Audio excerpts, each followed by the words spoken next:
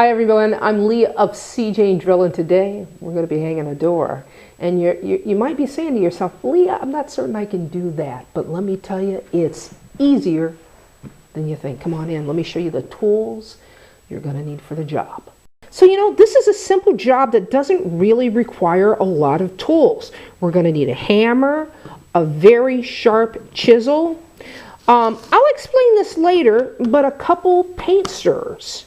A package of shims. Now, shims you can get at any home improvement store. They're inexpensive.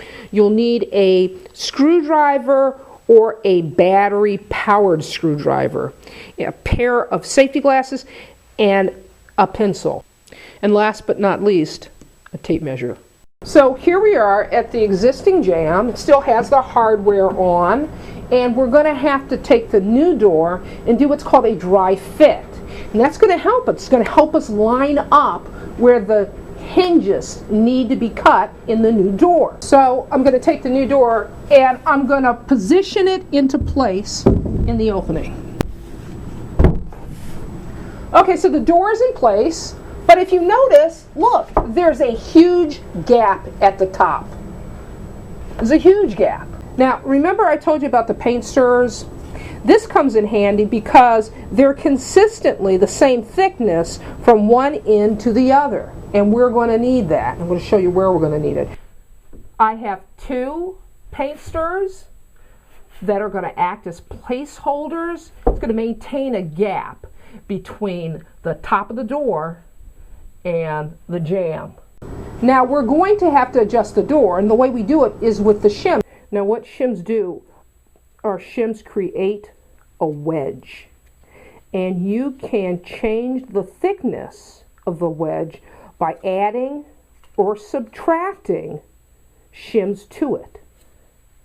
Okay, so now it comes time for us to start tapping the shims underneath the door to raise it. Now I'm going to go to the other one.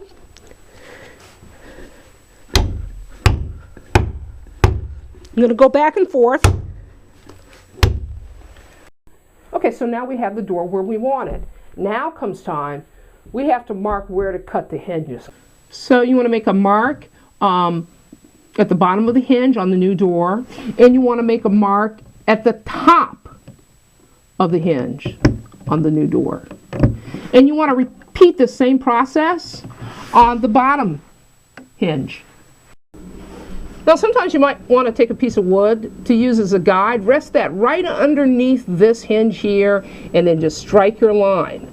Because you want to make certain that the line that you strike on the new door lines up perfectly with the hinge on the old jamb. Okay, so I've removed the door and now it comes time to measure the hinge plate. Now here's the thing. If you notice the barrel of the hinge, it sits out from the jamb. That's what this is. This is a door jamb here. And if it sat snugly against the door jamb, well, then you would get hinge bound. You don't want the door to be hinge bound. So if you notice, it's offset.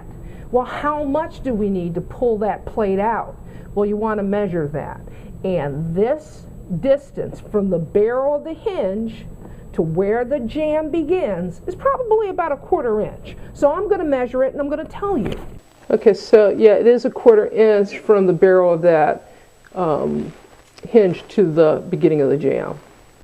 Okay, so we've got our two marks where the hinge needs to be placed. And what I'm going to do, I'm just going to take a speed square. You can take any kind of straight edge to make your line. You can take a regular carpenter square, anything that you have, even a ruler. We'll just strike our lines here so we can see better.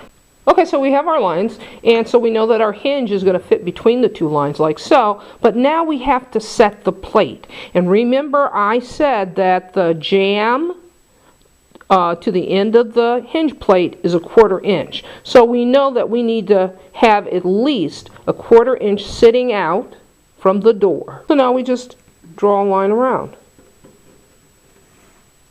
Now if you notice on a chisel, you have a flat side and you have a beveled side. That matters because when we go to carve the hinge, where the hinge plate goes, you want to be very mindful of what side is facing out. Okay, so the flat side of the chisel should be facing out as you outline the area you're going to cut out. So we're going to take a hammer and we're just going to tap. Now I'm going to come to the other side of the hinge and I'm going to repeat the process. Now you want to carry along the outside. And again, you want to hold it so the flat side is out. Now, some hinges aren't square, they have like a rounded edge. In the old hinge that I took off, it has a rounded edge. You may want to take a utility knife and follow the line with the utility knife to cut your groove in. Now it's time to chisel out the wood that we have outlined here. This is the section that we're going to chisel out. And you want to keep in mind that you want the amount of wood that you chisel out to be the thickness of the hinge. If you come in close, you get an idea of just how thick the hinge is.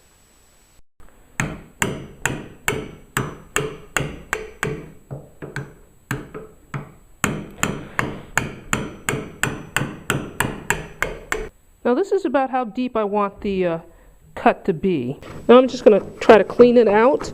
If you notice now I'm using it taper side up. I'm just going to try to smooth out some of those rough spots. So now it's time to put the hinge in place, and if you've noticed it's nice and flush here. That's exactly what we want. So I'm just marking the holes. Now you may want to pre-drill the holes. If you don't have a drill to pre-drill the holes, just take a finish nail and do a starter hole with a finish nail, and that should do the trick as well. Now all you want to do is screw the hinges into place.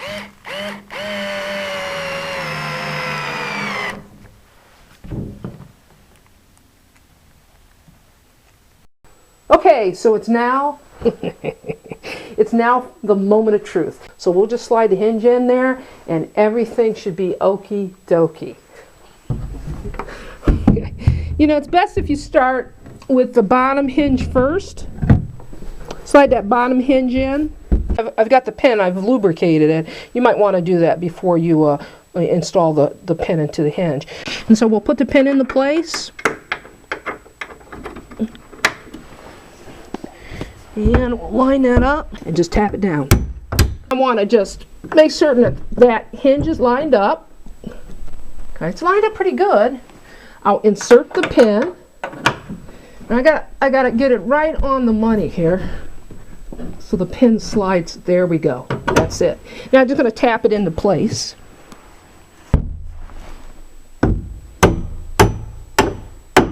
So we want to make certain that the hinges move freely. You want to move the door back and forth. Okay, our hinges are moving smoothly. We're fine, and then just close the door. And so, folks, that's it. That's all it takes to hang a new door in an old Jamb. This is Leah saying, you can do this. See you next time.